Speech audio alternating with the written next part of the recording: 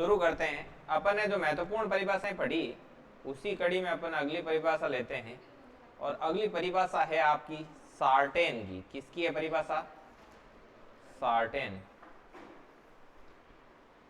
Certain ये क्या कहते हैं? सार्टेन, पहले इसको लिखेंगे अच्छे से और समझेंगे कि ये कहते क्या है।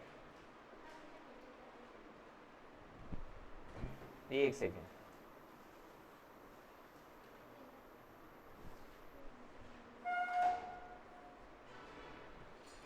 दैनिक जीवन में प्रतिदिन होने वाले अनुभवों के कारण, दैनिक जीवन में प्रतिदिन होने वाले अनुभवों के कारण होने वाला व्यवहारगत, होने वाले अनुभवों के कारण, दैनिक जीवन में प्रतिदिन होने वाले अनुभवों के कारण होने वाला व्यवहारगत स्थायी परिवर्तन ही अधिगम है। होने वाला व्यवहारगत स्थायी परिवर्तन ही अधिगम। पहले तो इस चीज को अपन समझते हैं, ठीक है, लिखने के लिए पर्याप्त समय दिया जाएगा, जल्दबाजी ना करें। व्यवहारगत स्थायी परिवर्तन ही क्या है? अधिगम। अब पहली बात ये क्या कह रहा है कि दैनिक जीवन में मतलब अपनी डेली लाइफ में अपन हर रोज कुछ ना कुछ एक्सपीरियंस करते हैं, और उस एक्सपीरियंस के कारण अपने व्यवहार में जो स्थायी परिवर्तन होता है उसी को क्या बोलते हैं? अधिगम बोलते हैं, लर्निंग बोलते हैं। ये चीज किसने कही थी? सार्टेन। पहले बात ये चीज समझ में आ गई कि भाई अपन डेली लाइफ में इधर उधर घूमते हैं, कहीं जाते हैं, तो अपन रोज कुछ ना कुछ एक्सपीरियंस करते हैं, तरह तरह की चीजें देखते हैं, और उसके कारण अपने नेचर में जो स्थायी परिवर्तन हो जाता है, व्यवहार में, नेचर में जो स्थायी परिवर्तन आता है वही क्या कहलाता है? अधिगम कहलाता है। ये परिभाषा किसने दी थी? सार्टेन। इसको याद रखने का तरीका देखो, जैसे सार्टेन होता है वैसे ही लालटेन होती है, ठीक है ना। पहले के टाइम में क्या होता था, जैसे जो लालटेन होती थी ना, वो डेली लाइफ में, दैनिक जीवन में, जो आपका दैनिक जीवन में उसमें प्रतिदिन काम आती थी, क्योंकि शाम होती थी, शाम होते ही वो लाइट वाला कुछ सिस्टम था नहीं, तो लाइट ऐसे एक ऐसे क्या होती थी, एक लालटेन होती थी बढ़िया सी, इसमें नीचे यहाँ पर ऐसे केरोसिन डालने का होता था, इस पे इधर एक ढक्कन होता था, इसको खोल के इसमें केरोसिन डालते थे और इसमें एक बत्ती डाल देते, वो बत्ती होती थी, उसको जलाते थे, और उसके बाद में ये लालटेन होती थी, लालटेन के ऊपर ऐसे एक कड़ा होता था लगा हुआ। समझ में आई बात? और जो खेतों में जाते थे वो क्या करते थे, उनके पास ऐसा एक नुकीला सुआ होता था, आपका देखा हुआ है? लालटेन देखी हुई क्या? ठीक है, तो ये नहीं देखा हुआ आपका, मेरे हिसाब से ये ऐसे एक सुआ होता, ऐसे इसको ले जाके कहीं पर भी खेत में, जैसे नीचे से बहुत ज्यादा नुकीला होता था, ऐसे थोड़ा सा जोड़ दो, नीचे से ऐसे गड़ा दी, और उसमें इस नुकीले सिरे में ये लालटेन क्या कर देते थे? टांग देते थे।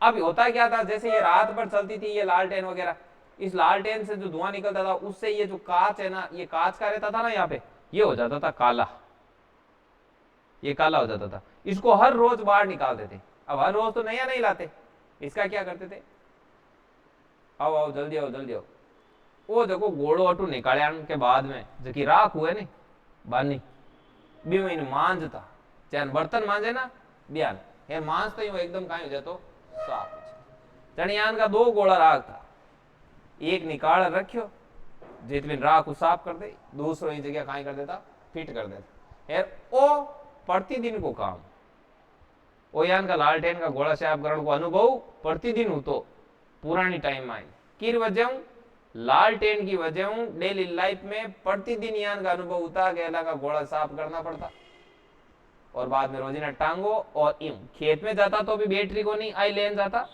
और घरे रखता तो भी इन्हें जोबरी रखता। समझ में आएगी बात? तो ये है परिभाषा। चलो अब अगली परिभाषा लिखते हैं, एक बार अभी साथ में लिख लेना, 2 साथ में लिख देना, ये याद रह जाएगी ना।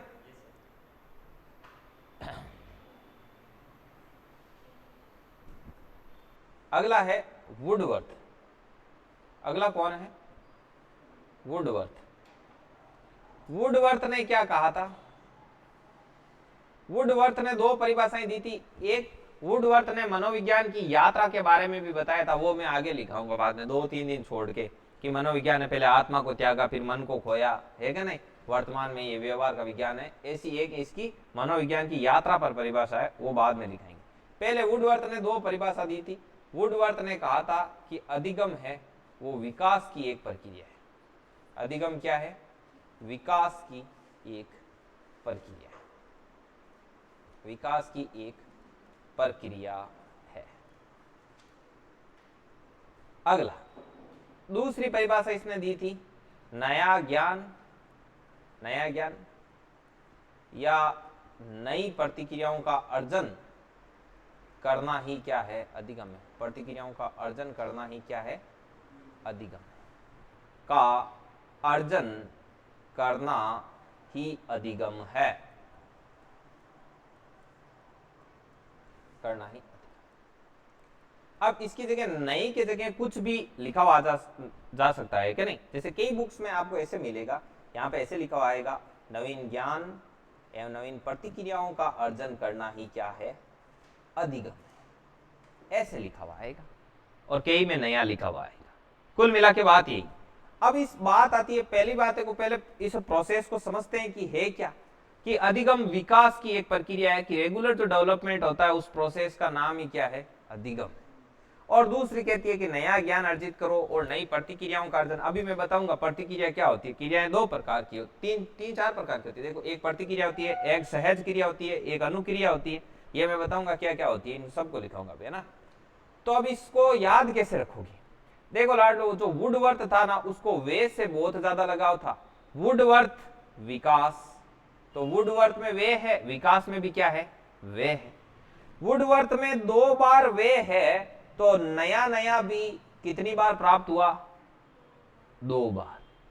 तो ये याद रह जाएगा, ठीक है। अब आपको लिखना शुरू करना है, और ऊपर वो लालटेन वाला बताया था वो भी याद रह जाएगा, ठीक है। अब इसको मैं छोटा कर देता हूं, ये एक ही फ्रेम में आ जाएगा। चलो यहां से लिखना शुरू करो धमाधम।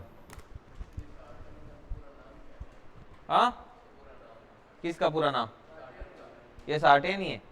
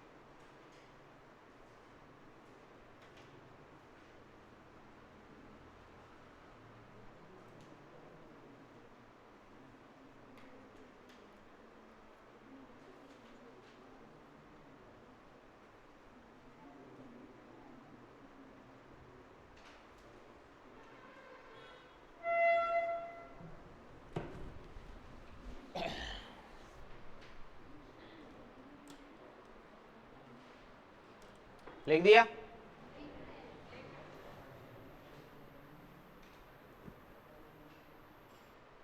जो लोग आज नए आए हैं, पहली बार है जिनके, वो आप है ना, वो YouTube पे क्लास डालेंगे, वो कल वाली क्लास है, वो आपको अटेंड करनी है।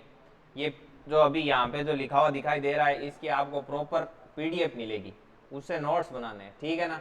और कल आते ही मैं शुरुआत में 3 या 4 मिनट तक क्वेश्चन पूछूंगा, इसलिए पढ़ के आना, ठीक है, वरना मैं गा रहा हूँ, आप सुन रहे हो, है क्या नहीं।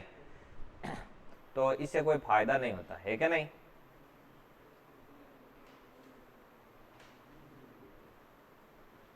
चलिए अगली परिभाषा देखते हैं। अगली परिभाषा दी थी रायबर्न ने। अगली परिभाषा दी थी रायबर्न ने।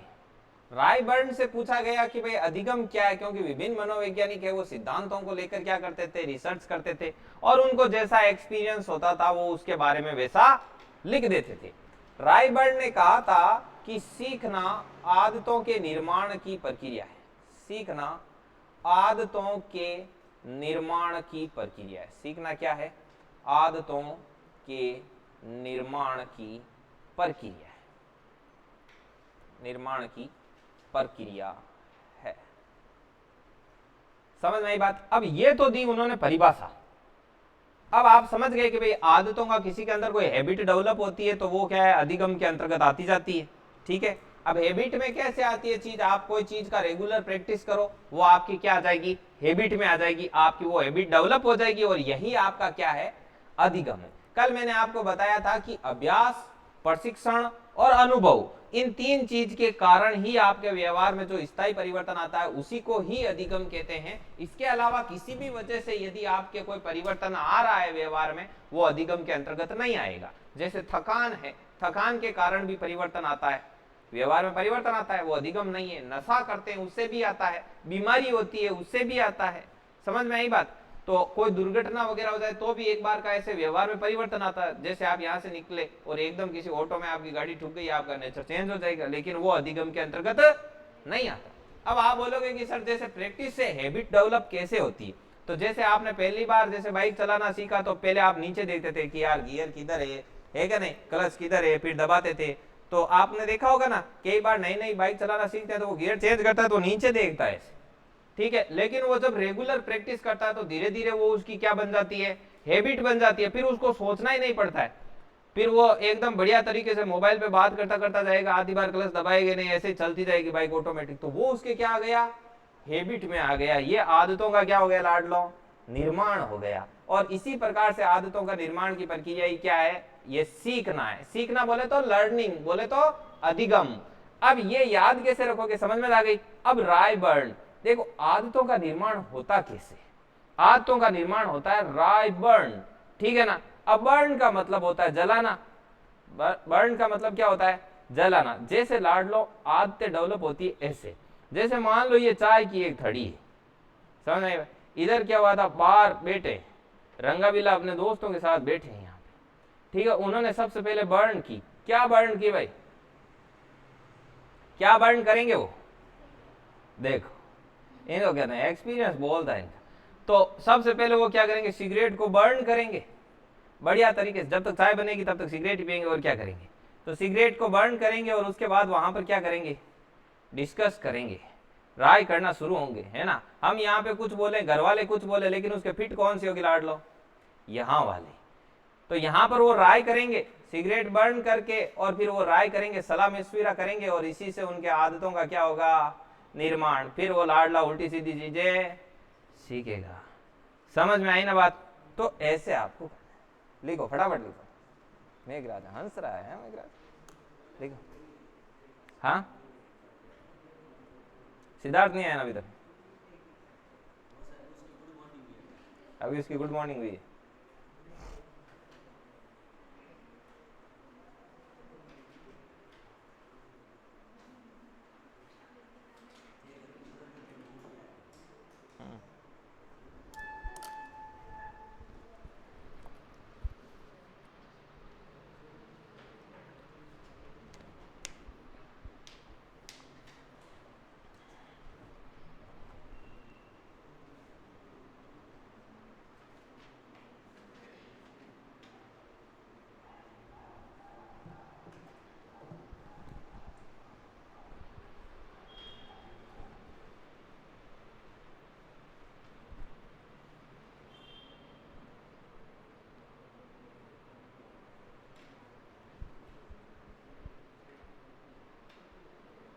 अब ये तो हो गई परिभाषाएं, काफी परिभाषाएं लिखा दी। कल वाली है कुछ जो इम्पोर्टेंट है वो लिखवा दी, और फिर भी नीचे 4-5 लाइन की जगह छोड़ देना। मान लो जैसे कि अपन कोर्स करें, उसी दौरान बीच में कोई वैकेंसी है, उसमें कोई परिभाषा वगैरह पूछे, तो वो हम आपको क्या करेंगे, साथ ही साथ ऐसे लिखा देंगे, या कुछ इंपोर्टेंट ऐड करने के लिए बीच में चाहिए, पिछले सालों का थोड़ा स्पेस होना चाहिए। और वैसे भी यदि आप अपने, देखो मैं बताऊं ना कैसे करना है, पहले आपका एक पर्टिकुलर एक ग्रंथ होना चाहिए जो आपके द्वारा हस्तलिखित हो।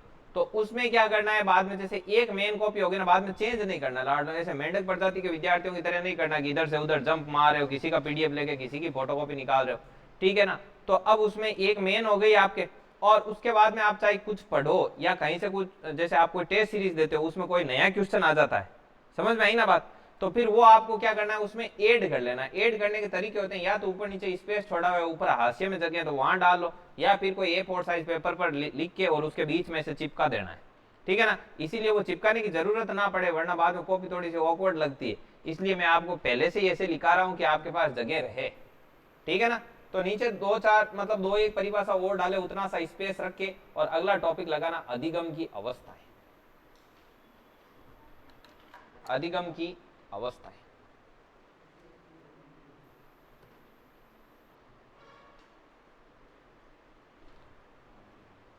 अधिगम की अवस्थाएं। अभी आपके ये पूरा का पूरा आपकी डेली लाइफ से कनेक्ट होगा और उधर से ही चलेगा।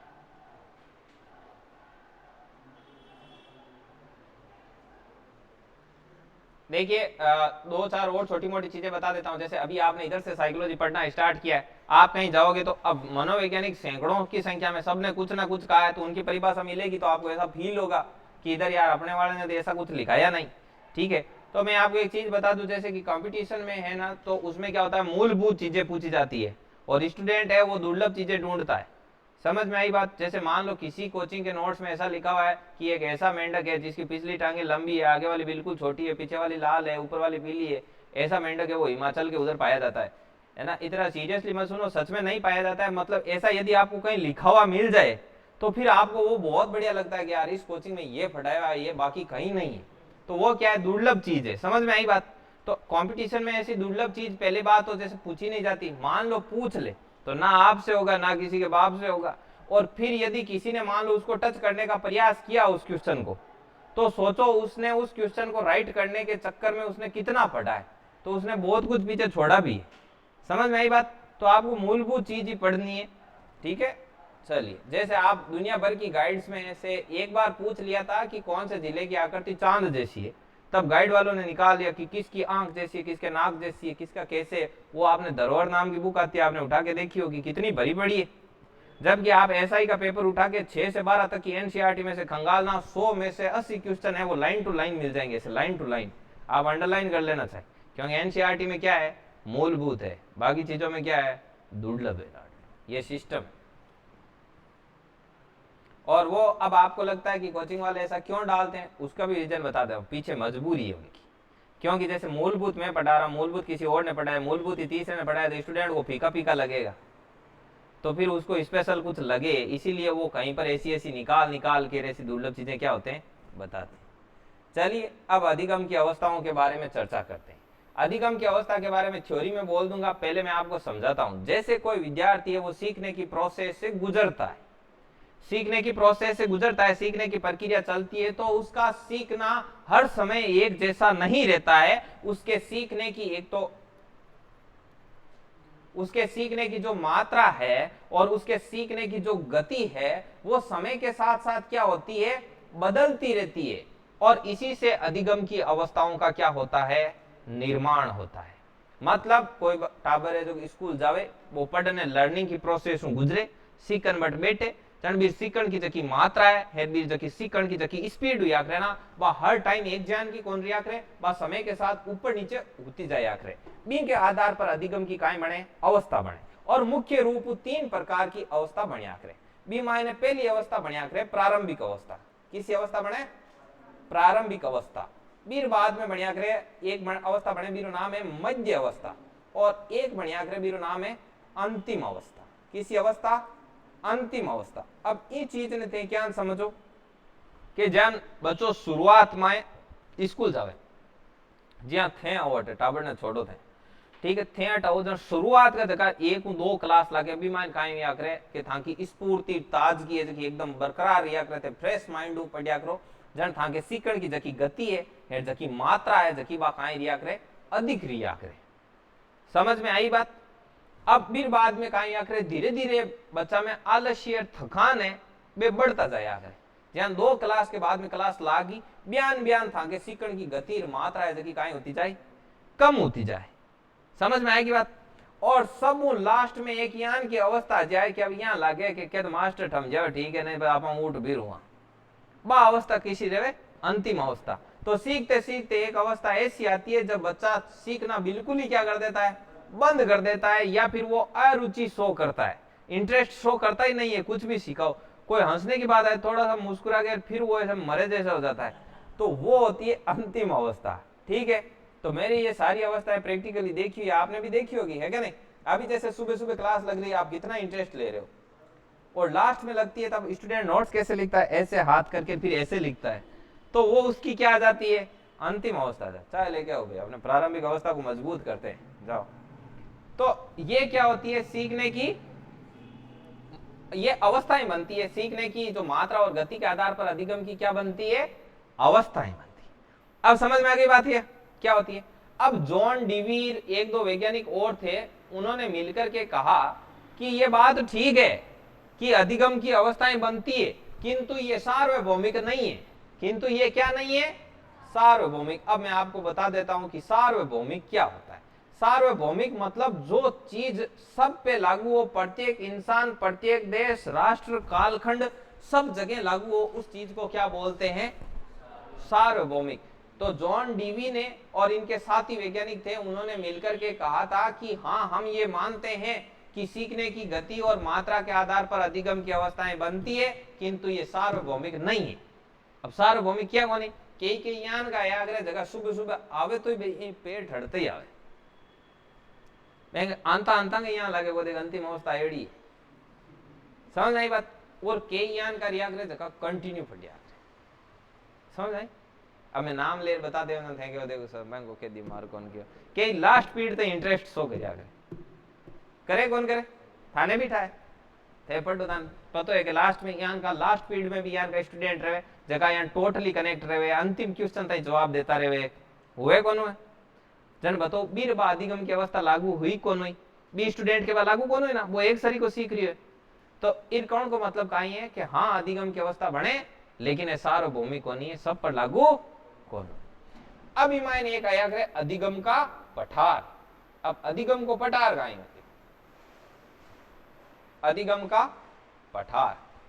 अधिगम का पठार है वो सीखने की दो अवस्थाओं के मध्य बनता है।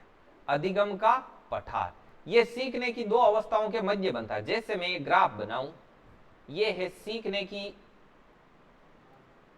सीखने का समय, और इधर है सीखने की मात्रा कि कितना सीख रहा है, सीखने की मात्रा। तो इन दो के बीच में क्या बन रहा है, आपका ग्राफ बन रहा है, ये नहीं आएगा इधर, और इधर सीखने का समय बराबर आ रहा है ना। अब जैसे बच्चा सुबह सुबह आया, टाइम बढ़ता गया, बच्चा सीख रहा है सीख रहा है सीख रहा है, उसके बाद में एकदम सपाट हो गया, उसके बाद में फिर से बच्चे ने सीखना प्रारंभ कर दिया। तो ये क्या है, ये पहली अवस्था है, पहली अवस्था। ये पीछे पीछे क्यों लिख रहा है, ये पहली अवस्था है, और ये कौन सी है, दूसरी अवस्था है। इन दो अवस्थाओं के बीच में ये जो बना है सीधी लाइन, यही अधिगम का क्या है, पठार।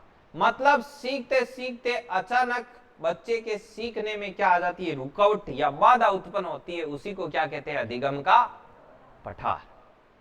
अब ये अधिगम का पठार है, ये किस किस कारण होता है कि भाई सर ऐसा होगा क्यों, अधिगम का पठार बनने के क्या कारण हैं। कारण ये है कि मान लो विषय वस्तु की प्रकृति, विषय वस्तु की प्रकृति, आप कुछ इजी पढ़ा रहे थे, पढ़ाते पढ़ाते अचानक से आपने कुछ कॉम्प्लिकेटेड पढ़ाना स्टार्ट कर दिया, तो बीच में वो क्या हो जाएगा, ठहर जाएगा, उसके बाद में वो वापस फिर से कनेक्ट होगा, आगे बढ़ेगा। ऐसे हो सकता है कि मान लो शिक्षक की शिक्षण विधि, पहले शिक्षक कोई और मेथड से पढ़ा रहा था, अब टीचर ने यदि मेथड चेंज कर दिया तो उससे भी क्या हो जाता है, यह अधिगम का पठार बन जाता है। हो सकता है कि टॉपिक चेंज हो गया हो, पहले ऐसे टॉपिक पे चर्चा चल रही थी जिसमें आपका बहुत ज्यादा क्या हो, इंटरेस्ट हो, और उसके बाद में अचानक से टॉपिक चेंज हो गया, तो भी आपका सीखना क्या हो जाएगा, बंद हो जाए। समझ में आई बात। टाइमिंग का भी फर्क पड़ता है, कई चीजें इसमें इफेक्ट करती है, वो अभी सारी आपको लिखाएंगे। समझ में आ गई बात। चलिए अब मैं इसी के साथ आपको मैं हर रोज एक दो बुक का नाम याद कराऊंगा, क्योंकि जैसे बुक है, अभी आएगा आगे सीखना और कैसे कैसे होता है, आपके खुद की तैयारी करने में भी साइकोलॉजी बहुत ज्यादा हेल्प करेगी। सीखने के प्रकार आएंगे, अधिगम के प्रकार, विराम, ए विराम सीखना, साभिप्राय प्रासंगिक सीखना, ठीक है ना।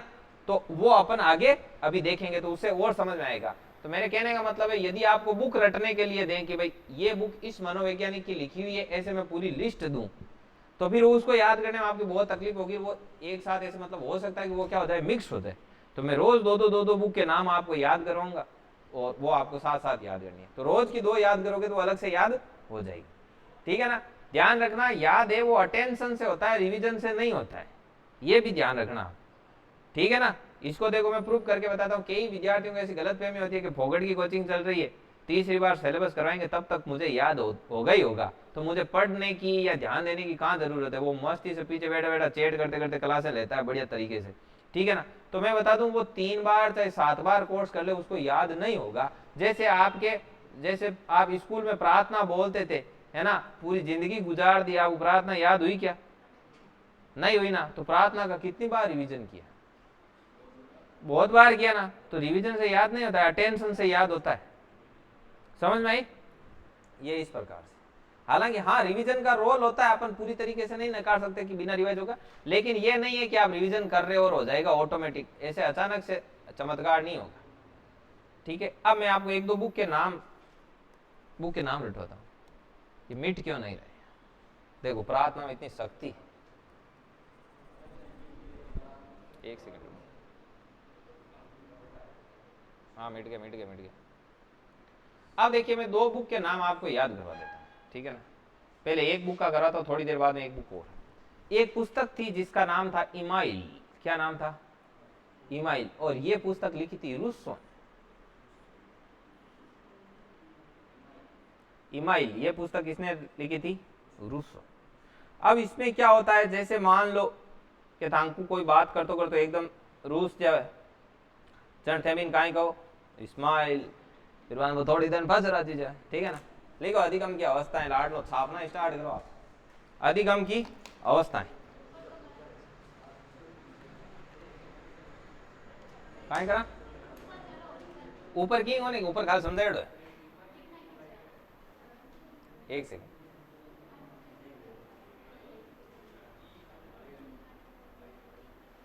ये लिखाएंगे आप टेंशन, सब लिखाएंगे आपको ना। क्योंकि कई बार ऐसे समझाते हैं तो लगता है कि ये भी अच्छा है, ये पीछे नहीं रह जाए, ये भी बड़ा मस्त है, ये भी पीछे नहीं रह जाए ना।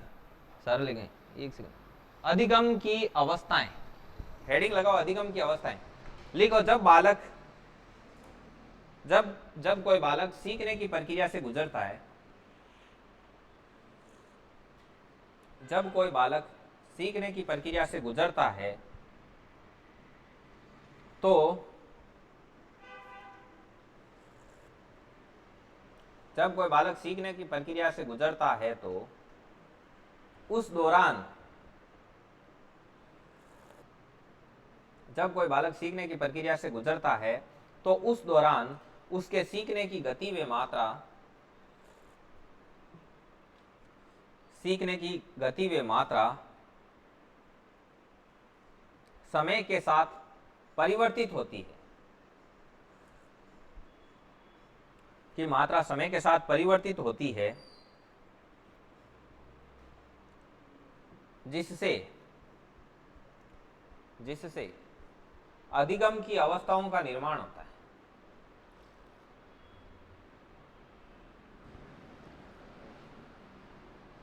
जिससे अधिगम की अवस्थाओं का निर्माण होता है,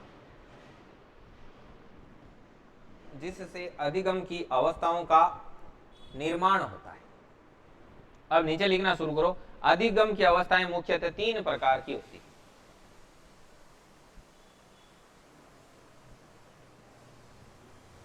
अधिगम की अवस्थाएं 3 प्रकार की मानी जाती है, और ये लिखो।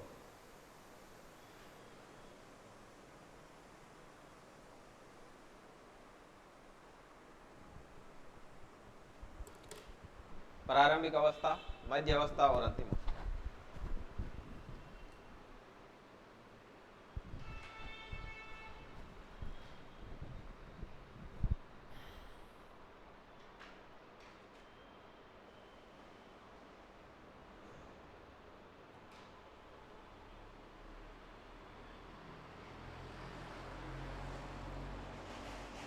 तीनों लिख दी। अब इसमें वापस हेडिंग लगाओ नंबर 1, प्रारंभिक अवस्था। जब कोई बालक प्रातःकाल विद्यालय में उपस्थित होता है, जब कोई बालक प्रातःकाल विद्यालय में उपस्थित होता है, जब कोई बालक प्रातःकाल विद्यालय में उपस्थित होता है,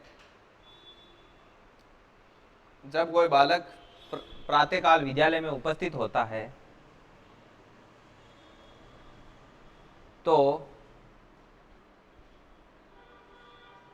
उसमें जब कोई, कहां तक लिखा, जब कोई बालक प्रातःकाल विद्यालय में उपस्थित होता है तो स्फूर्ति व ताजगी के कारण, स्फूर्ति व ताजगी के कारण, स्फूर्ति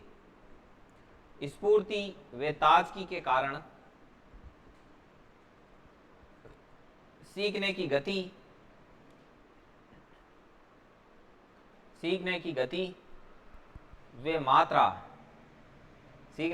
व मात्रा अधिक रहती।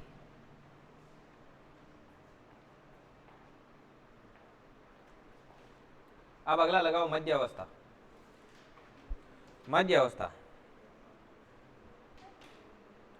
सीखने के दौरान, मध्य अवस्था में लिखो, सीखने के दौरान बालक में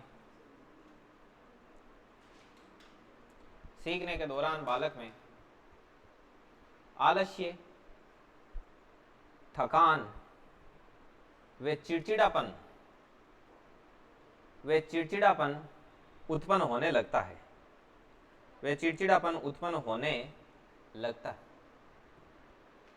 कहां से लिखा, देखो, सीखने के दौरान बालक में थकान, आलस्य व चिड़चिड़ापन उत्पन्न होने लगता है, जिससे उसकी सीखने की गति एवं मात्रा कम होने लगती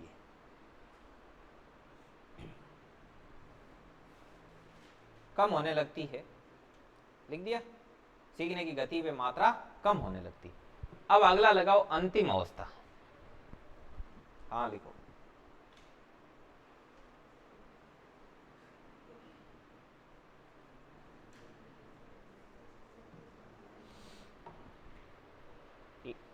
ठीक है, मैं वापस रिपीट कर रहा हूं कि सीखने के दौरान बालक में आलस्य, थकान व चिड़चिड़ापन आदि पैदा होने लगते हैं, जिससे उसके सीखने की गति व मात्रा कम होने लगती है। अंतिम अवस्था में लिखो, सीखते सीखते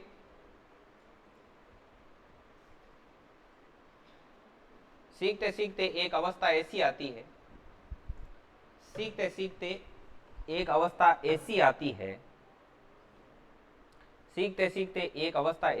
है, जब बालक सीखना बिल्कुल बंद कर देता है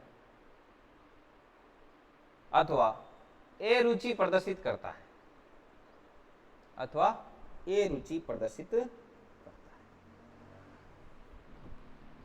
ठीक है।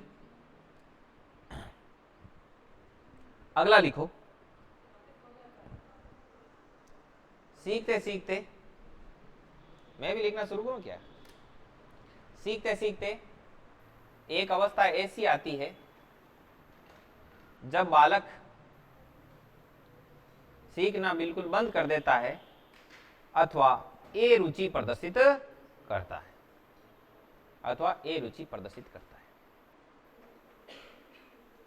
अगला लगाओ हेडिंग अधिगम का पठार।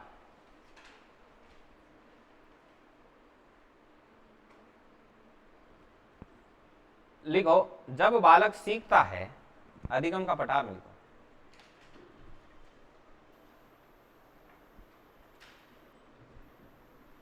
अधिगम का पठार में लिखना है, जब बालक सीखता है तो सीखने के दौरान कभी कभी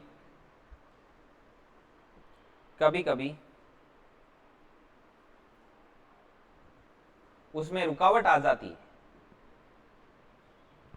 कभी उसमें क्या आ जाती है?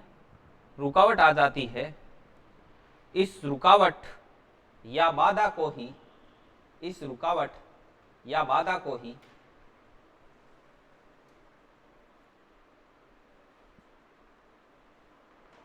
इस रुकावट या बाधा को ही अधिगम का पठार कहा जाता है। इस रुकावट या बाधा को ही अधिगम का पठार कहा जाता है। अधिगम का पठार, अधिगम का पठार सदैव सीखने की दो अवस्थाओं, अधिगम का पठार सदैव सीखने की दो अवस्थाओं के मध्य बनता है। अधिगम का पठार सदैव सीखने की दो अवस्थाओं के मध्य बनता है। अधिगम का पठार सदैव सीखने की दो अवस्थाओं के मध्य बनता है। अब जो ये ग्राफ बनाया हुआ ना, इसको छाप लो, लाड़ लो। हाँ,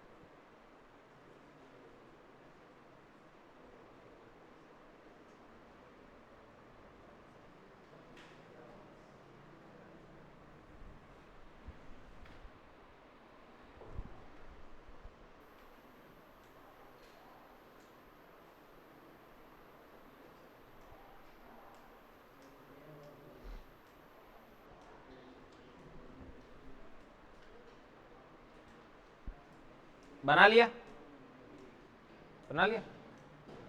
अब नीचे लिखो अधिगम का पठार बनने के कारण, और उसमें ये 500 ही लिखो।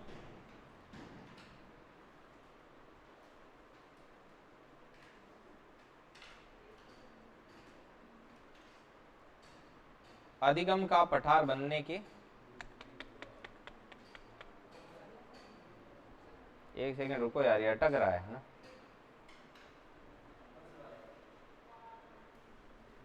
अभी आ जाएगा, रुको।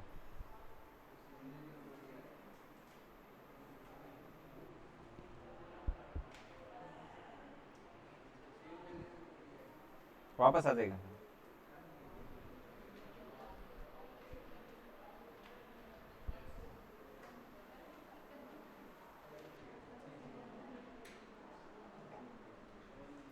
तो एक सेकंड।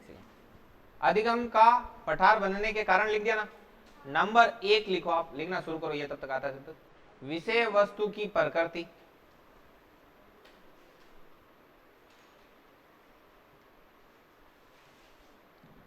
विषय वस्तु की प्रकृति,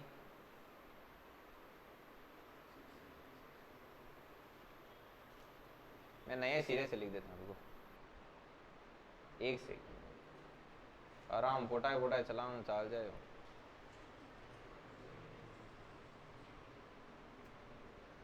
नंबर 1, विषय वस्तु की प्रकृति।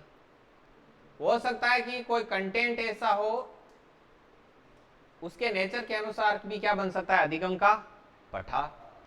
नंबर 2 पर आता है बिंदु का परिवर्तन। बिंदु बोले तो कोई टॉपिक है, टॉपिक चेंज हो गया, उस टॉपिक में बच्चे को इंटरेस्ट था, इसमें नहीं है। बिंदु का परिवर्तन, बिंदु के परिवर्तन की वजह से ऐसा हो सकता है। नंबर 3, बालक के सीखने की इच्छा। हो सकता है उसका मूड चेंज हो गया कि बहुत पढ़ लिया आज, खूब है। बालक के सीखने की इच्छा।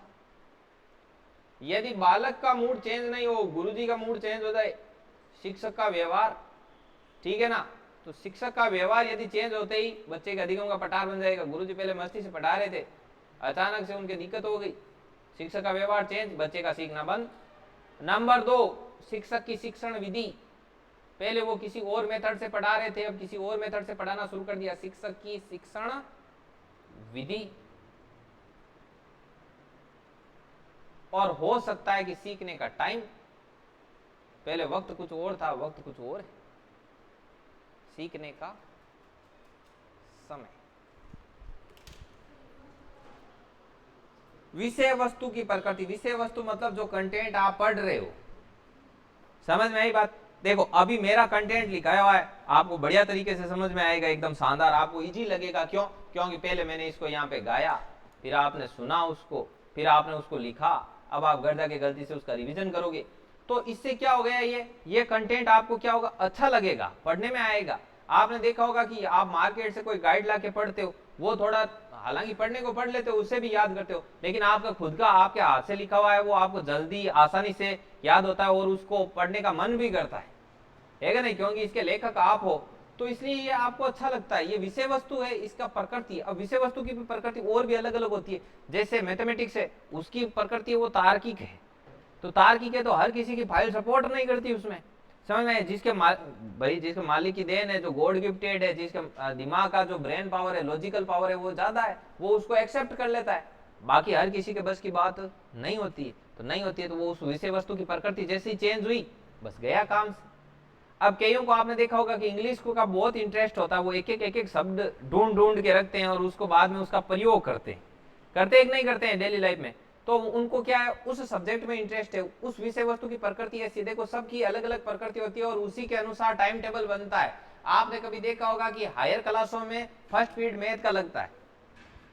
समझ में आई बात? अब आप कहोगे सर हमारे स्कूल में नहीं लगता, कोई जरूरी नहीं है कि सभी जगह कोई ज्ञानी आदमी बैठा हो, वरना आप कोई अच्छी स्कूल में जाना, गवर्नमेंट स्कूल में जिसमें वेल क्वालिफाइड टीचर हो, वहां पे आप देखना जो पहले पहले जो पीरियड लगेंगे ना बड़ी क्लासों में, वो आपको मैथमेटिक्स के, इंग्लिश के या साइंस के ऐसे लगाएंगे। क्यों? इसका कारण ये है कि बच्चा जब सुबह सुबह आता है तो कौन सी अवस्था में रहता है, प्रारंभिक अवस्था में। उस समय उसका स्फूर्ति और ताजगी है वो ज्यादा रहेगा। तो उस समय वो क्या होगा, जो कॉम्प्लिकेटेड सब्जेक्ट होगा उसमें भी अपना एनर्जी लगा के उसको लर्न कर लेगा। अब थे यहाँ सोच लियो कि 8 पीरियड है जो मैथ को आवे, तो टाबर तो पहली घर भी रेड़ा, बैग एक बंद करेड़ा है पूरा एकदम।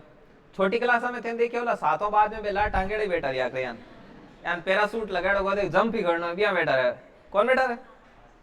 समझ में आई बात? आपने एक चीज देखा होगा, 6ठी 7वीं 8वीं तक है ना, जैसे कला शिक्षा, कार्यानुभव, नैतिक शिक्षा ऐसी बुक होती थी, उनके पीठ रहते थे 6ठे 7वें 8, क्यों? पढ़े तो ही ठीक है, नहीं पढ़े तो ही ठीक है नहीं तो अंतिम अवस्था में फैल ली है। समझ नहीं बात? तो पीठ बनाते टाइम जैसे ये क्लासेस का जो शेड्यूल बनाते हैं उस टाइम इस चीज का क्या रखा जाता है, ध्यान। जैसे बड़ी आपने कॉलेज वगैरह में देखा होगा, कॉलेज में कभी ऐसा हुआ क्या? वैसे होगा क्या, आप जाते ही नहीं हो, ठीक है। जैसे कॉलेज में ऐसा आपने देखा क्या कि सुबह सुबह जाते ही लैब लगेगी, साइंस वालों की लैब लगती है। जैसे आपके ऐसा लगता है ना हिस्ट्री का पीरियड लगा, ऐसे ज्योग्राफी का, तो उसमें ऐसा होता है कि आज लैब लगेगी, तो उसमें सीधा लैब में जाना है, एक्सपेरिमेंट करना। तो लैब कभी भी सुबह सुबह नहीं लगती, लैब लगती है छुट्टी के टाइम। तो लंच के बाद आधे चले जाते हैं, आधे लैब में मजे करते, तो उधर क्या होती, लैब लग जाती। समझ में आई बात? तो क्यों? क्योंकि लैब में है जो लर्निंग है वो संज्ञानात्मक नहीं, वो संज्ञानात्मक के साथ साथ गामक है। अब गामक क्या होता है ये भी आपको पता नहीं, अभी धीरे धीरे आपको सब पता चलेगा, है ना, अभी आए हुआ। गामक का मतलब होता है, गामक का मतलब जैसे गति युक्त क्रियाएं, जैसे आपने हाथ से ऐसा करके कुछ करना सीखा, तो ये क्या है, गामक कौशल है। जैसे आपने नाचना सीखा, तो नाचना गति युक्त व्यवहार है, मतलब इसमें शरीर के अंगों का संचालन करते हुए आप कुछ सीखते हो, तो ये किस में आएगा, ये आपका गामक कौशल है। समझ में आई बात? ये गामक, ये गति युक्त व्यवहार के द्वारा जो सीखा जाता है वो गामक। जैसे आपने जंप करना सीखा, ये क्या है, गामक। एक होता है संज्ञानात्मक, ठीक है। संज्ञानात्मक में क्या आया, ज्ञान आया।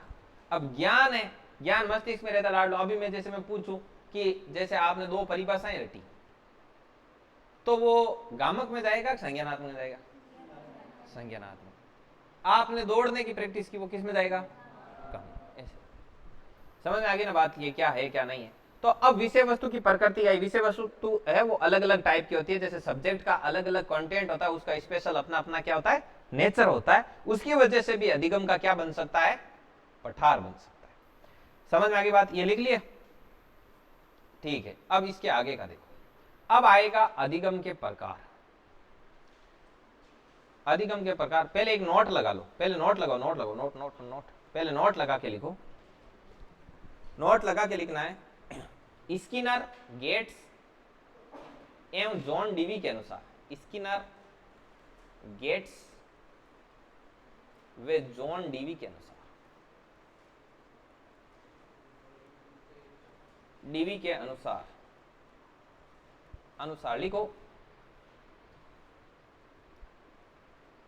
निश्चित रूप से सीखने की, निश्चित रूप से सीखने के, लिखो, निश्चित रूप से सीखने के दौरान, निश्चित रूप से सीखने के दौरान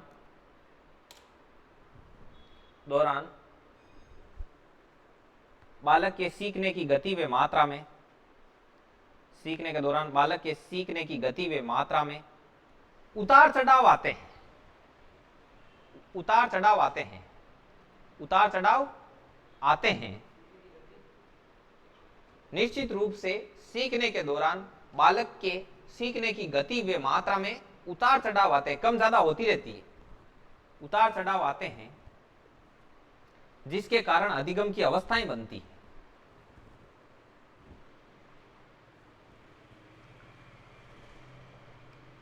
जिसके कारण सीखने की अवस्थाएं बनती है, किंतु यह सार्वभौमिक नहीं है, किंतु यह सार्वभौमिक नहीं।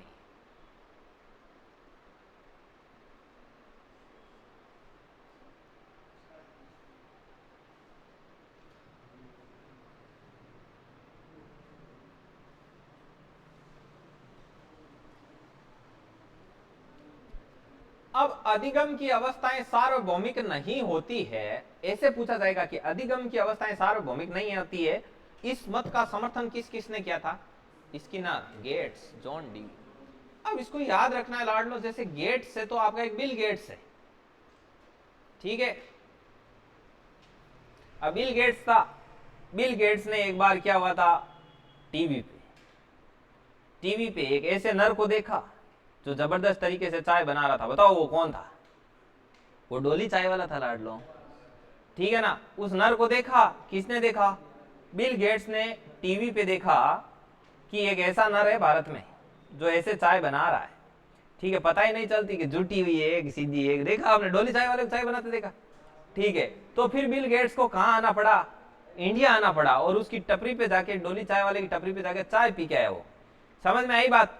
तो उसने कहा कि ऐसे नर पाए जाते हैं, लेकिन ये सार्वभौमिक नहीं है, ये कहीं कहीं पाए जाते हैं, ऐसे आपके ही देखे हमने, है कि नहीं।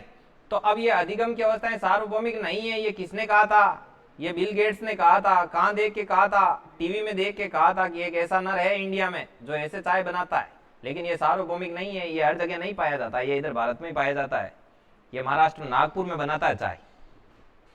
नहीं देखा क्या बात? देख लेना, ठीक है यार, लिखो आप। अब अगला, अब देखो लाडलो, 2-3 प्रकार की क्रियाएं होती है, पहले उन क्रियाओं को समझते हैं। जैसे क्रिया एक होती है लाडलो प्रतिक्रिया,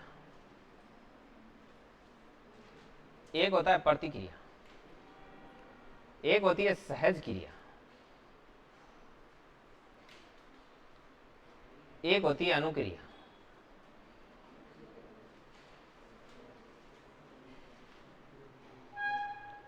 अनुक्रिया, अब अनुक्रिया पता चलने से पहले, अनुक्रिया तभी समझ में आएगी जब आपको उद्दीपक समझा दूं मैं, उद्दीपक अनुक्रिया दोनों समझा दूं, तो वो ज्यादा बढ़िया तरीके से कनेक्ट होगा। वो ऊपर गया है वो भी मैं लिखाऊंगा, ये नोट में ही चलता जाएगा। ऊपर नोट डाला ना स्किनर, जॉन डीवी और गेट्स के लिए, वहीं पे। तो उद्दीपक क्या होता है लाडलो, पहले ये बताता हूं। उद्दीपक है क्या नहीं, इसको ज्यादा ऐसे जानने की जरूरत नहीं है कि भाई इंग्लिश में क्या कहते हैं, लेकिन फिर भी जान लो, इसको स्टिमुलस कहते हैं। अब इसको इसलिए जानना जरूरी है क्योंकि इसको एस से शो करते हैं उद्दीपक। अब उद्दीपक है क्या, इसकी ऑफिशियल परिभाषा क्या कहती है? वो कहती है कि वह वातावरणीय घटक जिसको मनुष्य क्या करता है, अनुक्रिया के माध्यम से या कोई क्रिया करके उसको हासिल करना चाहता है, तो वो क्या कहलाता है? उद्दीपक। उद्दीपक, स्टिमुलस एक तरीके से कहते हैं लक्ष्य को। समझ में आई बात? अब अनुक्रिया क्या होती है? उद्दीपक को प्राप्त करने के लिए जो क्रिया की जाती है उसको क्या कहते हैं? अनुक्रिया, ठीक है ना। ये रेस्पॉन्स। अब देखो, जो पहली बार आए ना आज क्लास में, उनको हो सकता है थोड़ा ऑकवर्ड लगे, थोड़ा कम समझ में आए। अब गलती आपकी है लाडलो, लेट आए, ठीक है। अब इस गलती को सुधारने का एक ही तरीका है एक तो यूट्यूब पे क्लास अपलोड करेंगे वो देख लेना, और दूसरे 7 दिन तक कंटिन्यू बने रहना लाडो। 7 दिन में पक्का मैं जो पढ़ा रहा हूँ ना, गारंटी के साथ कहता हूँ 2018 से कंटिन्यू पढ़ा रहे हैं, 100% गारंटी के साथ आपके दिमाग में एकदम हाई क्लास प्रिंट होगा। और 7 दिन तक आपको कंटिन्यू क्लास लेनी। 7 दिन के बाद में समझ नहीं आया ना तो बाद में आप क्लास छोड़ देना, फिर कोई मतलब नहीं है ना, इधर समझ में आएगा और किधर भी नहीं आएगा, ये भी बता देता हूँ, ठीक है ना। क्योंकि दूसरी जगह लोगे आप क्लास लोगे उसमें मोबाइल में, तो भी उसमें वो डायरेक्ट चलता रहता है, आपको समझ में आए चाहे ना आए। और किसी बड़ी कोचिंग में जाओगे तो वहाँ स्क्रीन लगी है, वहाँ टीचर आपकी वैसे ही नहीं सुनेगा, आप मस्त रहना था पीछे, ठीक है ना। लेकिन आप मन लगा के एकदम दिमाग की खिड़की दरवाजे खोल के बैठोगे ना तो यहाँ का यही याद हो जाएगा, ठीक है ना। अब आप बढ़िया तरीके से देखो, अब इसको समझते लाडो। जैसे आपके घर वालों ने बोला कि देख बेटा जॉब चाहिए, अब सीधी सीधी बात है, ठीक है ना। तो फिर आपने क्या किया, आपने भरा पशु परिचर का फॉर्म, आपने लगाया पशु परिचर का फॉर्म। अब लाडो ये पशु परिचर का ऐसा फॉर्म है जो बताने में ही नहीं आता कि किसकी तैयारी कर रहे हो, पशु परिचर, ठीक है। तो ये आपके ईगो को भी हर्ट करता है, आपकी पर्सनैलिटी को भी डाउन करता है, और ये भरना भी जरूरी है। तो आप लोगों ने भरा पशु परिचर का फॉर्म, समझ आई बात। आपने अभी आपने देखा कि जैसे कॉलेज में कोई पढ़ते हैं ना बच्चे बच्चियां, हमारे बच्चियां पढ़ती है, हमारे गर्ल्स कॉलेज है, तो किसी भी बच्ची को पूछ लो आप जाके किसकी तैयारी करोगे, IAS RS से नीचे कोई नहीं बताएगी। और एक ने कुछ बता दिया तो अब दूसरी वाली का पहले ईगो हर्ट हो जाएगा कि इसने कॉलेज प्रोफेसर बताया तो फिर मैं पशु परिचर कैसे बताऊं, समझ में आई बात। तो अभी क्या वो विदाई वगैरह हुई तो उसमें सभी बच्चों से पूछा क्या बनना चाहते हो, एक ने कॉलेज लेक्चरर बताया, पीछे पीछे 8-10 ने कॉलेज लेक्चरर बता दिया, 2-4 बच्चे थे उन्होंने IAS का बता दिया, 1-2 पीछे कोई थे तो उन्होंने दिल पे पत्थर रख के RS का बता दिया कि भाई चलो कोई बात नहीं, तो भी ठीक है, RS तक भी ठीक है। और मैं बता दूं उनमें सब कई पशु परिचर के भरे हुए थे, समझ में आई बात। तो ये पशु परिचर आपका क्या है, ये उद्दीपक है आपका, ये वो वातावरणीय घटक है जिसके लिए आप तरह तरह की क्रियाएं करके इसको हासिल करना चाहते हो, कि कैसे ही करके हम इसको क्या कर लें, हासिल कर लें। अब इसके लिए आपने क्या किया, आपने कहीं से सुना कि उधर फोगट में चल रही है कोचिंग, उधर चलते हैं। लेकिन आपकी जानकारी के लिए बता दूं कि ये फोगट में नहीं चल रही, इसके लिए समाज को बहुत बड़ा पेमेंट हर महीने लगता है, सभी फैकल्टी को पेमेंट किया जाता है, ठीक है ना। फोगट में बिल्कुल नहीं है, लाड लो, ध्यान रखना। तो फिर आपको पता चला कोचिंग चल रही है तो आप इधर आए। अब यहां आकर जो आप तरह तरह की क्रियाएं कर रहे हो वो अनुक्रिया के अंतर्गत आ रही। अब यहां आप सभी जगह बचड़े मार रहे हो। आपने कोई 99 रुपए का कोर्स भी ले रखा है, आप में से कई लोगों ने, पशु परिचर के लिए, कि चल तेरे लिए एक पिज्जा कुर्बान है, ठीक है, ये किया। इसके अलावा आपने 2 पेज नोट्स लिखे, आपके साथ वाले के पास कोई रंग बिरंगी PDF है, तो आपका दिमाग फिर खराब हुआ और आपने बोला कि इसको मेरे वाले पे फॉरवर्ड कर देना। हालांकि आप इसको कभी खोल के नहीं देखोगे, इस चीज की गारंटी है। अब इसके आगे बढ़ते हैं। यदि ऐसा होता तो भाई सारे ही पढ़ लेते ना, है ना, PDF से पढ़ते सभी पढ़ लेते। लेकिन वो क्या है, आत्मा की शांति के लिए जरूरी है। आप कोचिंग में देख लेना कई लोगों के पास स्प्रिंग बोर्ड के नोट्स है कि नहीं है, समझ में आई बात। एक बार हमारे को स्टाफ वाले कोई थे, उन्होंने बोला कि वो बुक्स है और बुक्स खरीदोगे क्या, ऐसा कुछ मामला है क्या। तो उन्होंने कहा कि आपके पास जितनी बुक है उतनी भी याद होती ना तो जॉब लग जाती, समझ में आई बात। एक हमारे पहले यहाँ पे एक नवरत्न नाम कहते थे, कुचेरा से, नवरत्न सांखला, यहीं पे पढ़ते थे, उनका 2nd ग्रेड में जॉब लगा। मैं एक बार उनके कोई उधर कुचेरा साइड वो पवन जी सर के बारात में गए थे, तो इनके शादी वगैरह, और वो रात को बाद में 12-1 बजे बाद वो मंडप का काम चल रहा था। हमने कहा अपन बिरी है, तो तब मुझे पता चला बाहर वो दिखे। मैंने कहा आप यहाँ रहते हो क्या कुचेरा में, बोले कि हाँ सर यहाँ। तो मैं उनके घर गया, बोले कि यही घर है अपना, चलो। मैं अंदर गया, मैंने देखा उनके पास गिनती की 4-5 बुक थी, लाड लो, एक लक्ष्यवाड़ी गाइड थी, 2 पतली पतली, 1-2 क्रोनोलॉजी। मैंने कहा और आपका स्टडी रूम कहाँ है, बोले कि यही है अपना, तो रोटी कपड़ा मकान है वो यही है। समझ आई, उन्होंने वो इतना ही पढ़ा, बोले कि उसी में 2nd ग्रेड की जॉब लगी उनकी, समझ में आई बात। तो फिर ऐसे आपने नोट्स इकट्ठा किए, आपने कोर्स लिया, आप सुबह सुबह बड़े भारी मन से आते थे पहले, अभी थोड़ा साइकोलॉजी में इंटरेस्ट आ रहा है, नया नया है, इसलिए थोड़े दिनों में इसमें भी कम हो जाएगा यार इंटरेस्ट, है कि नहीं। अभी तो मजा आ रहा है, जब बोलेंगे ना कि कल टेस्ट है, कितनी परिभाषाएं याद है, तब कम हो जाएगा। तो ये जो तरह तरह की आप क्रियाएं कर रहे हो, ये आपकी क्या है, प्राणी जिस प्रकार की तरह तरह की अनुक्रियाएं करके और स्टिमुलस अर्थात उद्दीपक को प्राप्त करना चाह रहा है। समझ में आए बात। अब उद्दीपक क्या है और अनुक्रिया क्या है, बस ये होती है लाड लो। जो एफर्ट लगा के जिस चीज को आप हासिल करना चाह रहे हो वो आपका उद्दीपक है। समझ में आ गई बात। मेघराज उद्दीपक क्या होता है, ठीक है साहब ना, स्टार्ट करो, हेडिंग लगाओ उद्दीपक।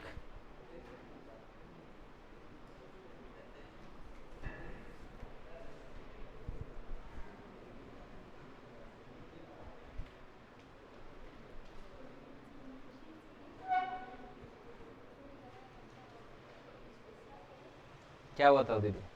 ये नहीं लिखा हुआ इसमें, क्या है? क्या हुआ था उदीपक? अब एडिट करोगे? लिखो उदीपक, लिखो वह वातावरणीय घटक, वह वातावरणीय घटक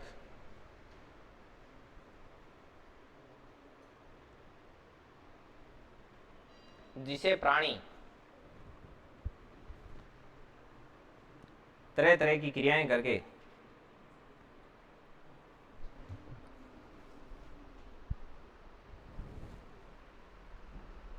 वह वातावरणीय घटक जिसे प्राणी तरह तरह की क्रियाएं करके प्राप्त करना चाहता है। मेघराज सोच रहे सर किसका बोल रहे हैं कि नहीं? वे वातावरणीय घटक जिसे प्राणी तरह तरह की क्रियाएं करके हासिल करना चाहता है। दिमाग लगा रहे हैं, हासिल करना चाहता है। हाँ साइंस सही जा रहे हो एकदम, है कि नहीं? हासिल करना चाहता है, उद्दीपक कहलाता है। ये इंग्लिश वाला लिखना स्टिमुलस वगैरह, इसके आगे आप ऐसे लिख भी सकते हो कि इसे कैपिटल एस से क्या कर देते हैं, डिनोट करते हैं, अर्थात प्रदर्शित करते हैं। ये ऐसे लिखना, ये एस उद्दीपक स्टिमुलस है ना, ऐसे कैसे ही छापना है।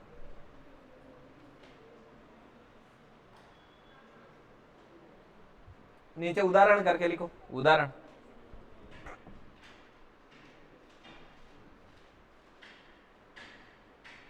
उदाहरण करके लिखो, यदि कोई परीक्षार्थी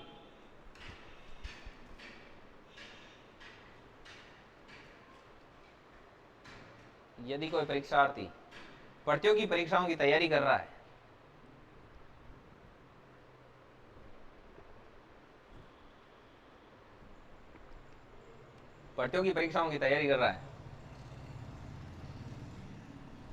तो जॉब प्राप्त करना उसका क्या है, उद्दीपक है।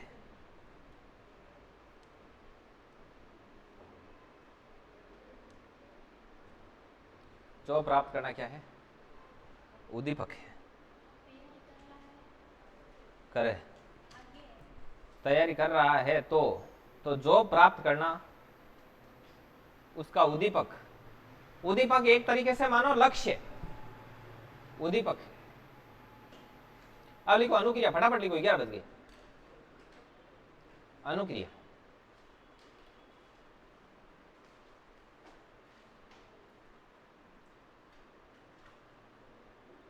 अनुक्रिया,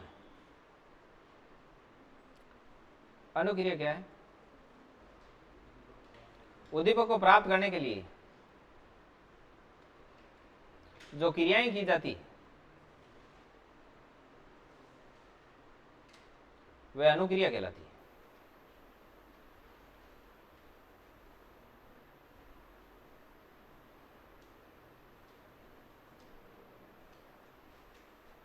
उद्दीपक को प्राप्त करने के लिए जो क्रियाएं की जाती है वो क्या कहलाती है, अनुक्रिया। अब अनुक्रिया हो गई, इसके अलावा भी दो क्रिया है, एक प्रतिक्रिया और एक सहज क्रिया। अब प्रतिक्रिया क्या है, क्रिया के सापेक्ष होने वाली क्रिया, या क्रिया की वजह से जो क्रिया होती है, क्रिया के सापेक्ष होने वाली क्रिया, हाँ, या फिर किसी क्रिया के प्रति जो क्रिया होती है वो क्या होती है, प्रतिक्रिया होती है। जैसे मान लो आपने किसी को डांटा या किसी को गाली गलौज की, तो वो वापस आपसे उलझने पर उतारू हो गई, तो ये एक तरीके की क्या है, प्रतिक्रिया है। आप जैसा करोगे वैसा आपको ऐसे रेस्पॉन्स आता जाएगा। प्रतिक्रिया बोले तो ये रेस्पॉन्स है, मतलब क्रिया के सापेक्ष हो रही है प्रतिक्रिया, और उसी अनुपात में होती है। समझ में आई बात? तो ये क्या है, प्रतिक्रिया।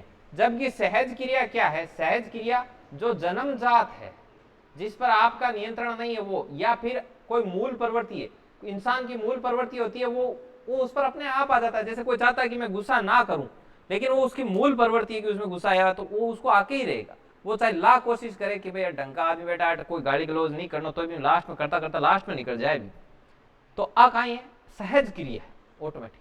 अब जन्मजात क्रियाएं कई तरह की होती है, जैसे मान लो आपने कुछ उल्टा सुल्टा खा लिया तो उल्टी हो रही है, यह सहज क्रिया के अंतर्गत है। प्रतिक्रिया क्रिया के सापेक्ष हो रही है तो वो क्या होगी, प्रतिक्रिया होगी। और यदि जन्मजात और मूल प्रवृत्ति की वजह से हो रही है तो वो सहज क्रिया है। और अनुक्रिया उद्दीपक को प्राप्त करने के लिए की जाने वाली क्रिया अनुक्रिया। ऐसे ये 3 प्रकार की क्रियाएं होती है, इसको लिखो आप। और इसी के साथ आज की सभा को यहीं पे समाप्त करते हैं, बाकी का आनंद लेंगे अपन कल। वेट नहीं, अभी आएगा, कोई 60% है, चल जाएगी, चला लेंगे अपन। आप चाले जीती चौकी बार मंगल कर